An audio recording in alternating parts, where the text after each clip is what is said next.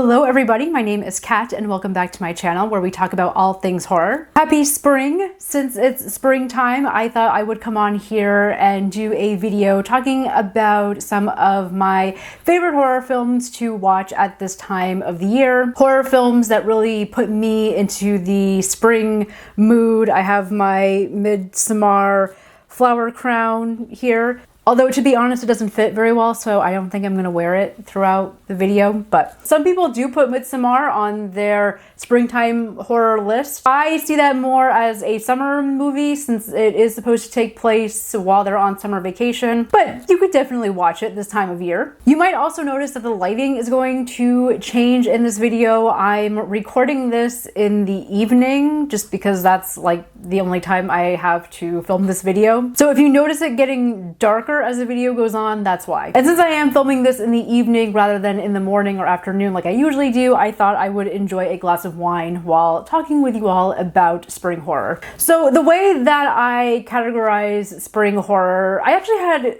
a kind of difficult time thinking about what films I wanted to include on this list. I have a really easy time coming up with films that have summer vibes, winter vibes, obviously fall vibes. But spring was kind of a tricky season to think about. So the way that I categorized these films and collected them, I really focused on films that gave me either spring aesthetics in terms of like the overall look of the film, the colors that are used, or I focused more on films that might take place around this time, right, in March, April, May, or films that have themes that I generally associate with spring, whether that's nature. We obviously get a lot of religious themes and imagery associated with spring, both in terms of Christianity with Easter, as well as paganism. There's a lot of symbolism around this time of year. And this year often gets associated with themes of like renewal, rebirth. So I included films that might incorporate those themes as well. You'll also notice that quite a number of films on this list have the horror be connected to something around womanhood, whether that's around like pregnancy and birth or just a coming of age tale, which makes sense, especially again, if you're thinking of spring in terms of the way a lot of pagan folklore and religion has thought about it. There's definitely associations with this time and the goddess becoming a woman, right? Becoming a maiden at this point in the year. So it's not surprising to see that getting reflected in certain horror films. So that was kind of the overall criteria that I was using. And then I broke it down into different sections. So I have a section on like folk horror or slasher films. So my first section that I'm going to talk about, I've labeled the classics. These are two films that I'm sure we all know very well by now, but they're just films that give me the springtime vibes, and they're also two films that are very much comfort movies for me. They're movies that I can kind of put on really any time of the year and watch. The first one that I have on my list is Alfred Hitchcock's The Birds. I love this movie so much. I've always loved this movie. I show it to students in my film history class and they think it's goofy. And sure, if you're comparing it to some of Hitchcock's other films like Psycho or Vertigo or North by Northwest, if you're comparing The Birds to those films, like, is it Hitchcock's greatest work? No, but I don't care. I still love it. And I know it takes place in the West Coast in like San Francisco and around the Bay Area, but for me, there's something about it that also has a very New England vibe to it. I just love the coastal setting of it. It kind of has that feeling, if you grew up in New England or maybe in the Midwest, it has that feeling where like that transition between winter and spring where yes, winter is ending and the snow is gone and the ice is gone, but it's still not like summertime weather. It's like in this weird in-between time. And that's like the vibe that The Birds gives me, right? It's not winter time, but you can still tell that there's a slight chill in the air. Also, The Birds very much having a strong nature theme to it as well. And so that's another reason why I put it on this list. Springtime, again, if you live in the northern parts of the country, one key tell that the weather is starting to change is that the birds are migrating back up north. So I do love that you have this story where you have these birds that are just going crazy and attacking people. And I love that Hitchcock never gives us a clear answer as to why this is happening. And yes, I know that some of the special effects by today's standards do look kind of silly, but to me, that scene at the gas station, right, when they're just watching all of the chaos happening, and you have her and the phone booth as the birds are attacking, like, I just love it. I think it's great.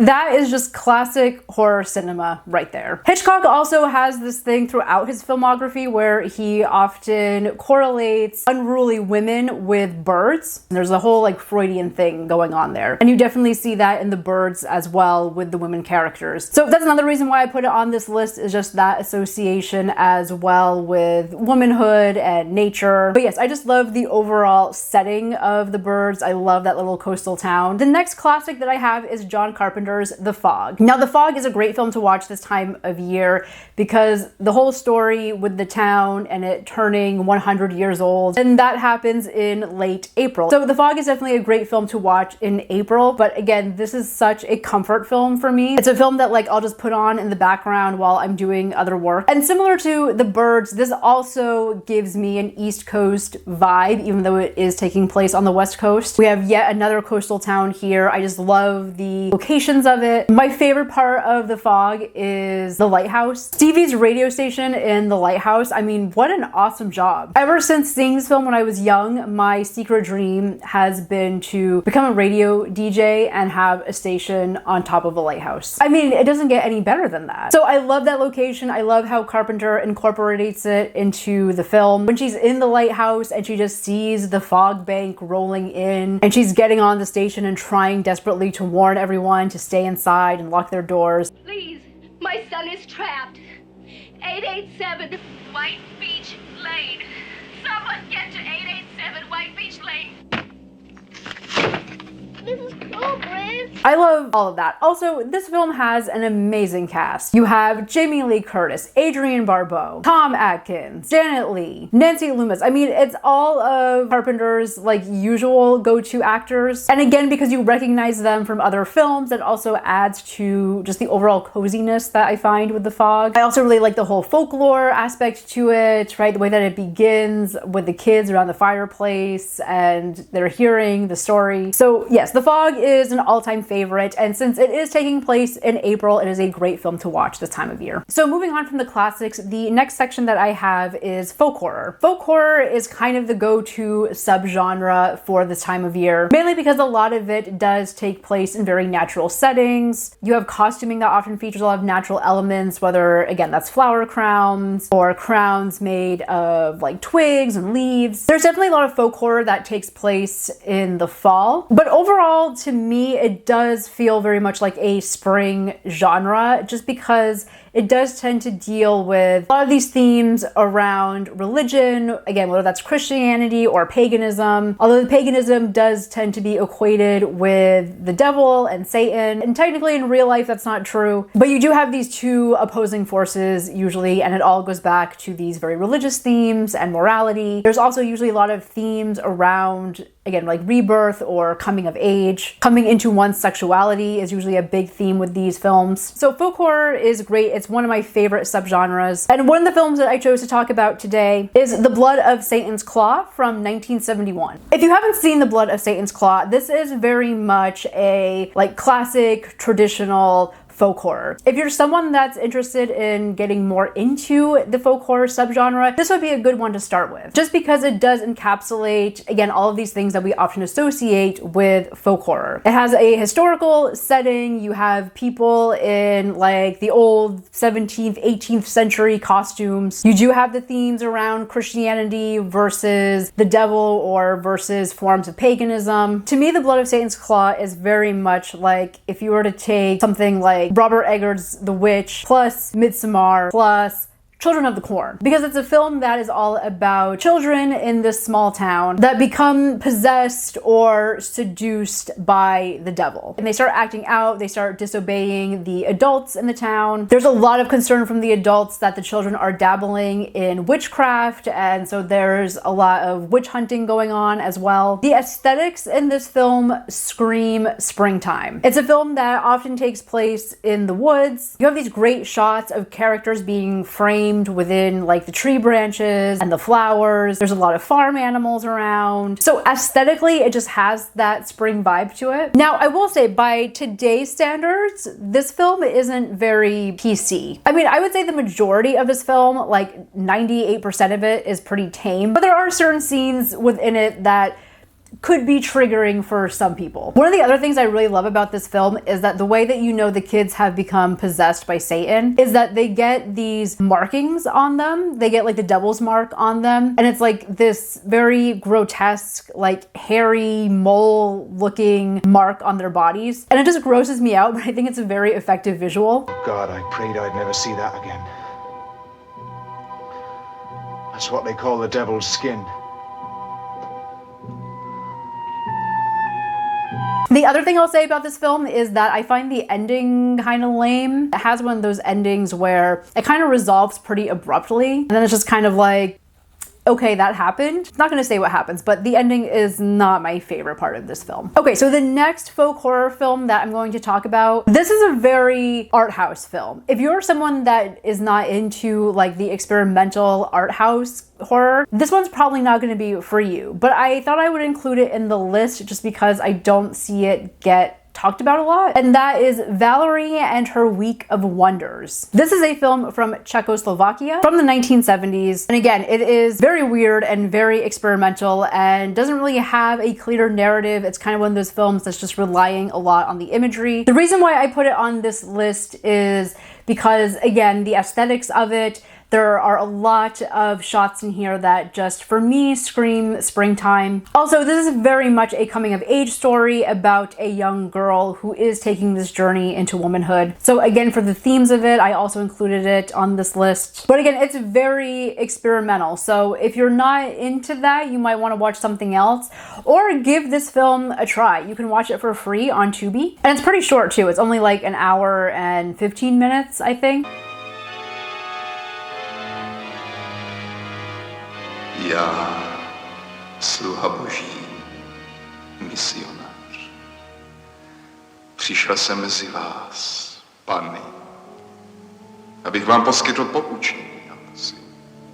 O Panno, And it very much feels like this super dark fairy tale that the filmmaker is embarking you on. So for that reason, I love it. I kind of have a soft spot for like weird European folksy fairy tale horror films. But if you're in the mood to try something new, and springtime is all about trying new things, then I would say give it a shot. Other folk horror films that would be good to watch this time of year, if you want to see something more modern, I would recommend You Won't Be Alone. You Won't Be Alone is a film from 2022, I believe. It stars Noomi Rapace, who you probably know from the original The Girl with the Dragon Tattoo movies. Another one that very much has themes around womanhood, as well as sexuality and individuality. Another good one and another recent one would be The Wailing from South Korea. So if you're interested in seeing some Korean horror, The Wailing is a great option. The Wailing very much reminds me of When Evil Lurks that came out last year. It has a similar premise in the sense that it's a film all about the stranger that comes into this village, and then evil just starts infecting the town. And it's all kinds of evil, from ghosts, that has zombies, has Chinese mysticism. So that could be another good option to watch. That's good wine. So my next category is the slasher subgenre. I am a slasher girly. I love my slasher films. So the first one that I have that I'm excited to talk about is April Fool's Day. This is one that I revisited recently. I had seen it before, but I honestly didn't remember anything about it. And For some reason, I always confuse April Fool's Day and Happy Birthday to Me. But April Fool's Day is just a fun 1980s slasher film. And it's a film that's very much playing with the slasher tropes. Honestly, I feel like this might be one of the first films to really have that kind of self-reflexive lens of exploring the slasher genre and the typical slasher tropes. Not so much in like the postmodern meta way that we would see with films like Scream or In the Mouth of Madness that came out in the 1990s, but more so in the sense that it's a film that understands what it is and it understands what audiences are coming to see this film and what the expectations are. Now, because it does play with expectations, some people will probably find this film annoying. And I'll be honest, when I rewatched it again and I got to the ending, I felt a little annoyed, but then I thought about it and I kind of realized what the film was doing, so I appreciated it more after that. I will also say, this is very much a vibes movie. Like, it's kind of one of those movies where you just watch it and just kind of enjoy the atmosphere that it's taking you into. You have characters that are in an isolated location, and much of the film is them kind of going around and exploring things. There's some weird stuff that happens here and there. It's a very quiet film in that sense. And there's not a lot of blood and gore. So if you're someone that goes into slasher films wanting the gore and the blood, you're not going to get much of that here. But one of the great things about this film is the cast. You have Deborah Foreman, who of course is famous for her role in Valley Girl, Amy Steele of Friday the 13th Part 2 fame, Thomas Wilson, who of course we all know as Biff from the Back to the Future franchise. So it has a fun collection of characters. My personal favorite character in the film is the pretentious filmmaker dude. And this film also has great spring aesthetics. It does take place in April. I'm not sure when I'm going to get this video up, but April Fool's Day might have already passed. But I think you could probably watch this film even when it's not April Fool's Day. You can probably watch it at any point during the month of April. And I really love the aesthetics of the house. It's a lot of pastel colors, a lot of yellows and blues. So again, the aesthetics just evoke springtime.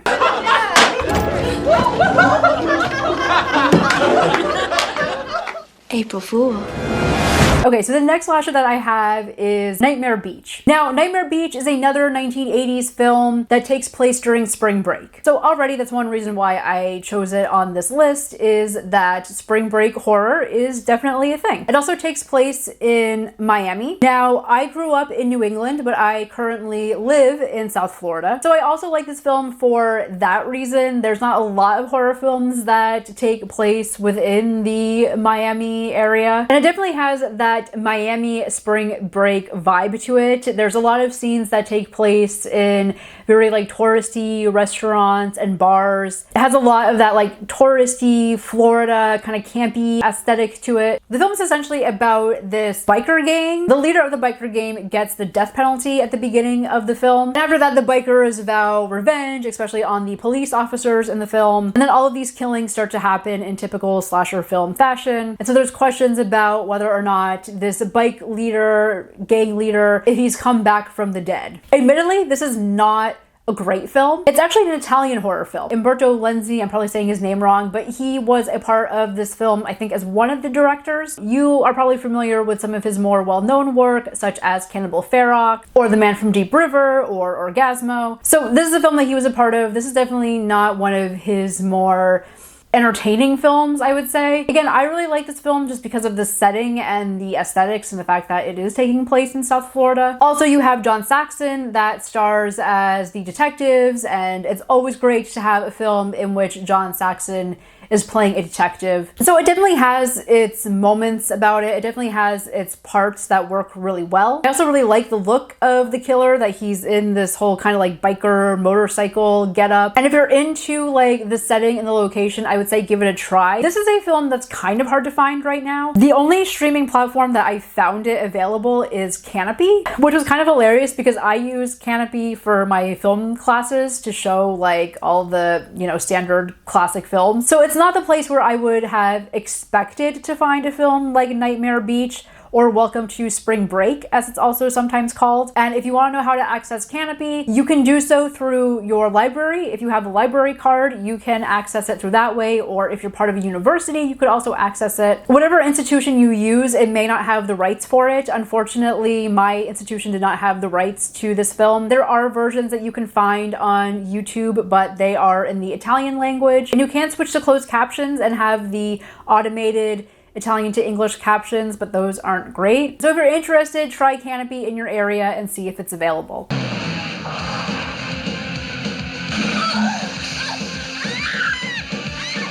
Okay, I'm going to try to go through these next few kind of quickly just because I am losing my lighting. So I tried to think of more modern horror films that I could include in this list, and I really struggled with coming up with modern horror films that give me that springtime vibe. One film that came pretty easily to me is Men. This is Alex Garland's film from 2022, and I know that there are a lot of people out there that hated this movie. I absolutely loved it, but again, I'm into like the weird artsy kind of horror stuff. It starts off pretty normal, and then that third act hits and it's just like, what's going on here? Again, it's one of those films where I feel like the aesthetic really matches the spring vibes. It's a film where much of the locations do take place in nature or very natural settings. It's very green, it's very lush. So I loved the visuals of this film. Also, this is a film, if you've seen it, you know that it's very much combining Christian mythology with paganism. There's a lot of Adam and Eve imagery here. There's a lot of imagery around the myth of the Green Man. In pagan stories and folklore, the Green Man is very much associated with springtime. In some practices of paganism, the Green Man is very much seen as a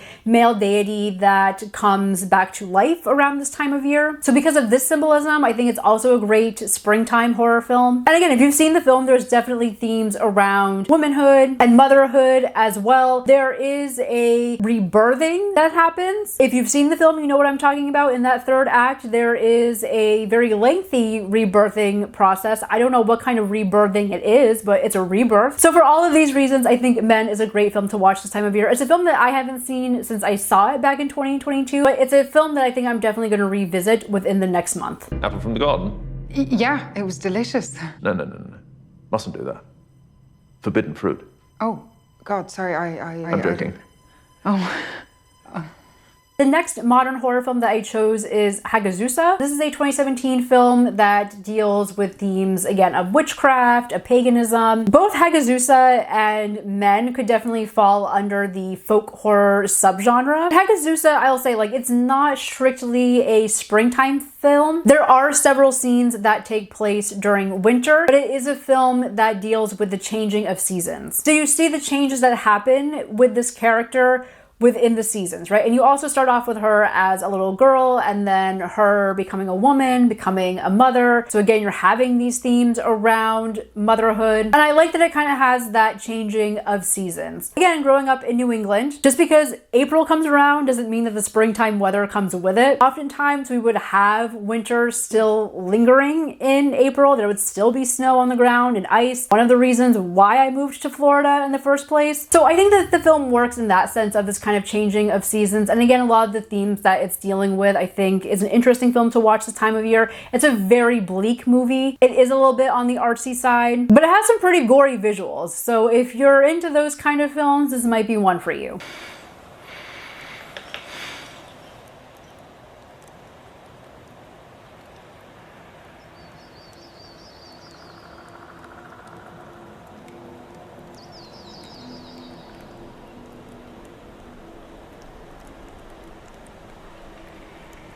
Other modern horror that I had on the list is something like The Descent, right? Because springtime, it's oftentimes when people try to go out and do outdoor activities after being pent up in winter for so long. And The Descent is all about outdoor activities going horribly wrong. So that might be a good one to do. Some of my students had a movie night a few weeks ago and they watched The Descent, which I thought was very cute. That made me want to go back and rewatch it. Let's see, I also have Antichrist by Lars von Trier. Again, another film very much dealing with things like nature and very evil nature. Chaos reigns.